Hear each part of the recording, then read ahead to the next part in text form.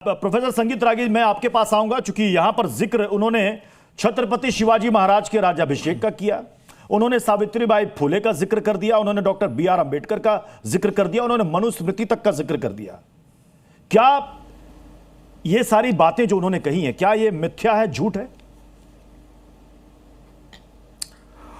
देखिए, सबसे पहले तो ये कह दूं कि जितेंद्र आवाड की जो कॉन्स्टिट्यूएंसी है वो मुम्ब्रा कोलवा है, और ये वो कॉन्स्टिट्यूएंसी है, मैं बार बार कहता हूँ, जितेंद्र आवाड मुसलमानों की राजनीतिक पैदाइश हैं।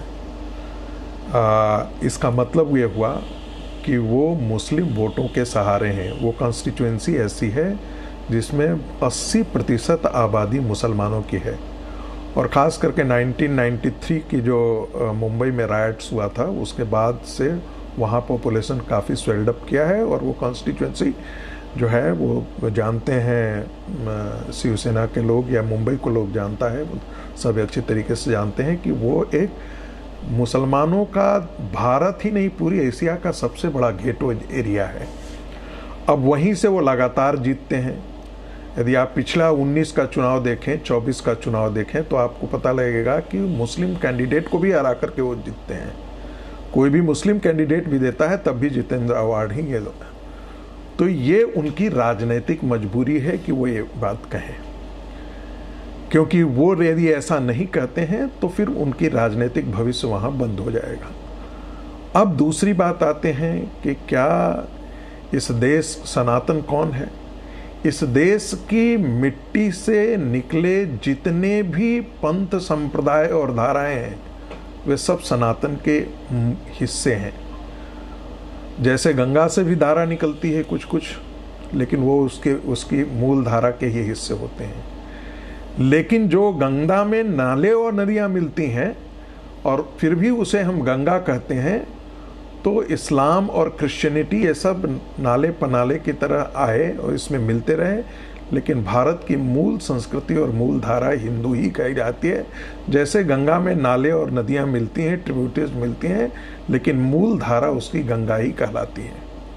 अब चौथी बात है कि क्या अंबेडकर वगैरह ने, अंबेडकर ठीक है, हमको एक अंबेडकर नहीं मानना चाहिए।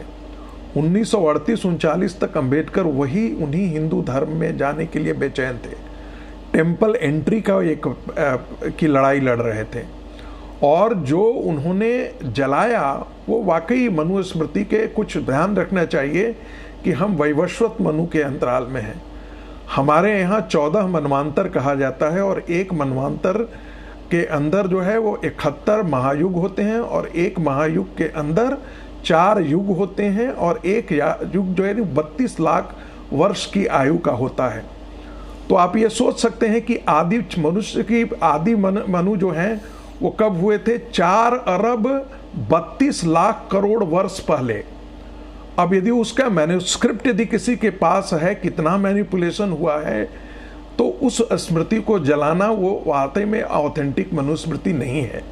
यदि हम वैवस्वत मनु की भी बात कर लें तो 16 लाख वर्ष जो है वो त्रेता का हुआ, 12 लाख वर्ष जो है वो द्वापर का हुआ, तो 16 लाख वर्ष सतयुग का हुआ, 12 लाख वर्ष जो है वो त्रेता का हुआ, और 8,64,000 वर्ष जो है वो द्वापर का जा चुका है, और इसमें जो है वो 5,000 साल वर्ष जो है वो हम कलयुग का जा चुका है।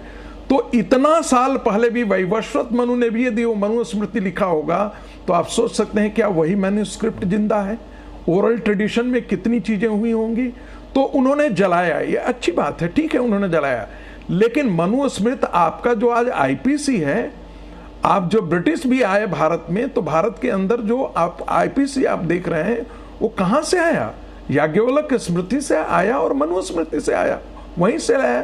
तो उसकी जो कमियां हैं उसको आप खत्म कर दीजिए। उसमें बहुत सारे लोग पढ़ते भी नहीं है मनुस्मृति को। अच्छा, किस हिंदू के घर में मनुस्मृति है? मेरे पास तो उसके 4 वर्जन है, लेकिन किसी भी हिंदू के यहाँ मुझे नहीं लगता है कि पैनल पर बैठे हुए किसी के पास, हो सकता है एडिटर चूंकि विनोद अग्निहोत्री जी हैं तो उनके पास हो सकता है, लेकिन बाकी और किसी के पास मुझे नहीं लगता है कि मनुस्मृति होगा। और मनुस्मृति किसी धर्म ग्रंथ के रूप में नहीं रखा गया है। आदि ग्रंथ के रूप में, जिसे महास्मृति के रूप में गीता है, चतुर्वर्णाम में आकृता गुण कर्म विभाग, आप महाभारत को ले लीजिए, वेद व्यास कौन से भाई। तो ये सारे जितनी बातें की हैं उन्होंने, वो सिर्फ बकवास के लिए इस देश में किया जाता है। और ये इसलिए संभव होता है कि यहां पर कोई सरतन से जुदा करने वाला, कोई अभियान चलाने वाला हिंदू संगठन है नहीं। यदि ऐसा होता कि तो जितेंद्र आवाड़ के 4 पुष्प भी ऐसा बोलने से इतना लिबरल है, इतना उदार है कि इस पर हम वाद विवाद भी कर सकते हैं। मैं रामकृपाल सर, मैं आपके पास आ रहा हूं। तो क्या ऐसा बयान जानबूझ करके दिया गया, एक खास वर्ग को टारगेट करके, एक खास वर्ग को खुश करने के लिए? और कई लोग ये भी कह रहे हैं कि भाई अब बीएमसी का चुनाव जो है वो वहां पर होना है, तो इसलिए माहौल बनाया जा रहा है। बहुत अच्छा सवाल है प्रत्युष जी आपका, और मैं इसी मुद्दे पर आना चाहता था। सनातन धर्म क्या है नहीं है, इस पर बहुत सारी बातें हो चुकी हैं और आज विषय वो नहीं है। सनातन का मुझे ऐसा लगता है कि जितेंद्र जी को भी कुछ पता होता है नहीं। जैसे बिल्कुल संगीत रागी जी ने सही कहा कि हम लोगों में कितने लोगों ने मनुस्मृति फलाना चीज पढ़ी हुई है। गंगा गंगा है, उसमें नदी कितने नाले मिलते हैं। कानपुर के टेंडरी का सीधा कचरा उसमें जाता है, तो क्या गंगा गंगा नहीं है?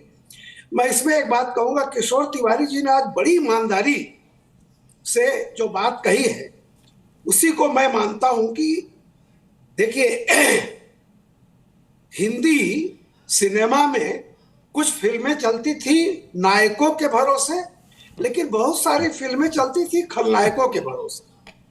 और देखिए, जब नायक के भरोसे फिल्म न चल पाए तो खलनायक को, उम्दा प्राण को लिया जाता था कि इनसे फिल्म चल जाएगी। ऐसे ही आज के दौर में बहुत सारे पुराने नुस्खे जो सन 52 से हिंदुस्तान में चलते थे कि पहले तो जातियों में बांटो, अगर जातियों में बांटना मुश्किल हो तो अगड़ों पिछड़ों में बांटो, और वहां भी मुश्किल हो तो कुछ और चलाओ, इस्लाम प्रगतिशील है, फलाना ठिकाना है, ये गड़बड़ है। तो बहुत लोगों को लगता है कि वोट कैसे मिले। आज की जो स्थिति है उसमें एक ही सबसे बड़ा प्रश्न है कि सत्ता पक्ष से किस तरह से वोट छीना जाए। तो ये भी कई बार होता है, हिंदू धर्म को गाली दे लो, सनातन को गाली दे लो, जैसा कि रागी जी ने कहा कि वो इलाके में देखते हैं कि सुनने वाला कौन है और वोट कहाँ से हमारा बढ़ा रहा है, इस चीज की बहुत वो जरूरत है। अभी आप देखिए, अभी मैं कहता हूं हमेशा कि 5-6 औजार होते हैं। भाषा औजार होती है सबसे पहले, उसके बाद धर्म आता है, फिर आती है जाति, क्षेत्रीयता। तो इसमें से जो जिस समय कारगर लगता है वो चलाया जाता है। अब जितेंद्र जी ने जिस तरह से बातें कही, किशोर जी बता रहे थे कि हर पार्टी में एक होता है, मैं विलन नहीं कहूंगा, उन्होंने राउत जी का नाम लिया, मतलब एक विचित्र किंतु सत्य लोग होते हैं जो समय समय पर कई बार उनके भरोसे भी, जैसे कई बार आप देखा होगा, कई ऐसे नाटक चलते थे, वो जोकर जो होता था उसके भरोसे वो पूरा नाटक चल जाता था। ऐसे ही राजनीति में कौन सा हथियार कब चल जाएगा, ना उन्हें सनातन से कोई परहेज है। जी सर, मैं डॉक्टर सतीश प्रकाश में आपका रुख करूंगा। वोट की राजनीति। जी डॉक्टर सतीश प्रकाश, धर्म पर बात हो गई, राजनीति पर बात हो गई। इस बयान में जो उन्होंने कहा है कि सनातन ने भारत को बर्बाद कर दिया, और उन्होंने ये भी कहा है कि सनातन धर्म और उसकी विचारधारा को विकृत कहने में किसी को संकोच नहीं करना चाहिए। मैं आपसे समझना चाहूंगा कि अगर ये इतना ही निकृष्ट है, इतना ही खत्म है, बर्बाद करने वाला है, तो फिर जो एक बयान सामने आया था कि सनातन डेंगू और मलेरिया है, जिसको लेकर काफी बवाल हुआ था, तो अगर ये सही है तो फिर वो बयान भी फिर सही था। नहीं, देखिए, किसी भी पॉलिटिकल व्यक्ति को किसी भी इस तरह की धार्मिक बयानबाजी से बचना चाहिए। मैं प्रदीप भंडारी जी की जो सनातन की जो व्याख्या की है कि एक सनातन एक व्यवस्था है कि जहाँ पशुओं की पूजा हो सकती है, पेड़ों की पूजा हो सकती है, कुत्ता बिल्ली गधा सबकी पूजा हो सकती है, लेकिन सनातन की ये भी तो एक सच्चाई है कि वहाँ एक बहुत बड़ी आबादी है, इस देश की बड़ी दलित आबादी रही, जिसके साथ जिस तरह का डिस्क्रिमिनेशन हुआ वो भी तो एक सच्चाई है। देखिए, गंदगी को गंदगी से साफ नहीं कर सकते। गंदगी को साफ करने के लिए आपको स्वच्छ सोच और स्वच्छ मानसिकता की आवश्यकता है।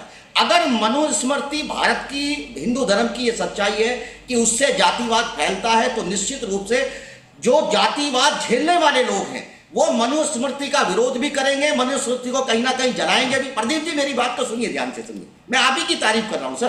देखिए मेरा कहना यह है, अभी आप बहुत सारी चीजें होंगी, धार्मिक चर्चाओं के ऊपर भी चर्चा करेंगे, क्योंकि ये पॉलिटिकल डिबेट है। यहाँ आतंकवाद को जिस तरीके से जोड़ा गया, प्रदीप जी ये सच है, मालेगांव का डिसीजन आज आया है, लेकिन 2019 में बीजेपी ये मान चुकी थी कि कहीं ना कहीं मालेगांव के एक अपराधी जो कहीं ना कहीं एक नामजद थे, मुकदमा उनके ऊपर था, उनको ये मान चुकी थी कि उनका मालेगांव में इन्वॉल्वमेंट नहीं है, इसलिए बीजेपी ने बाकायदा उनको टिकट दे करके जो एमपी बनाया।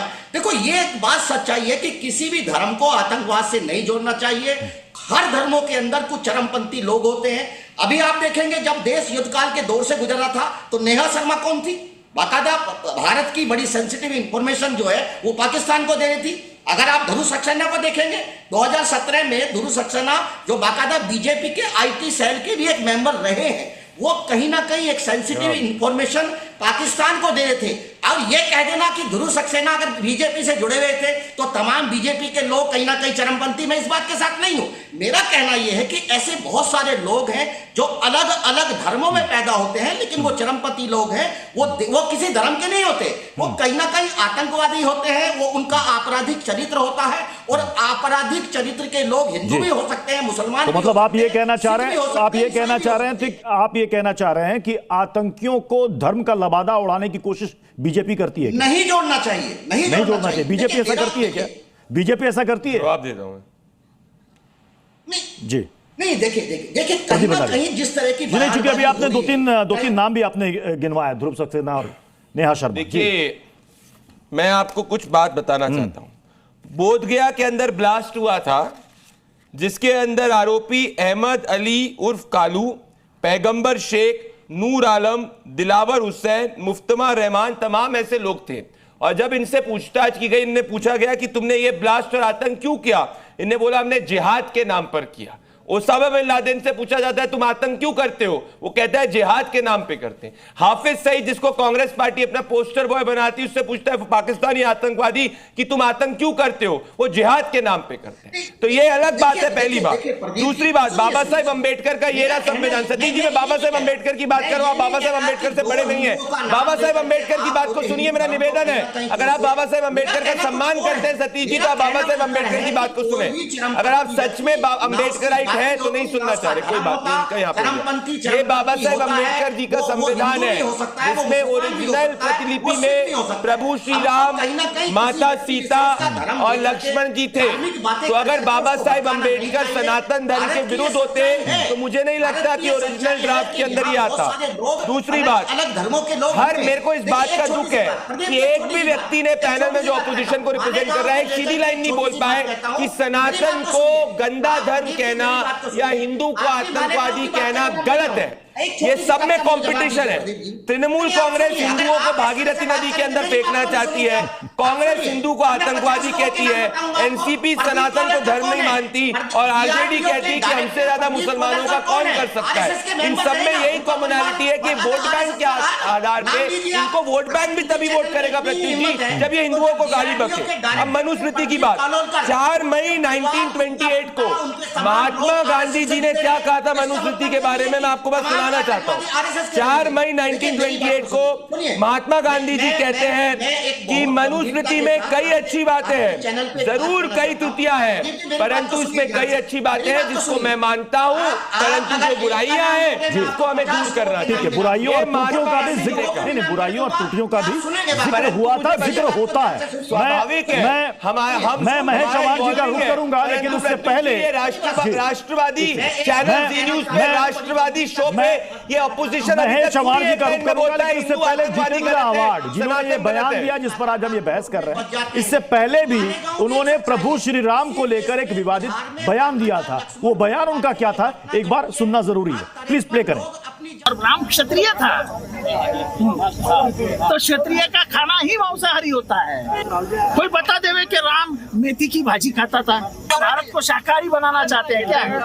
इस देश के 80% लोग आज भी मांसाहारी है, वो राम भक्ति है ना।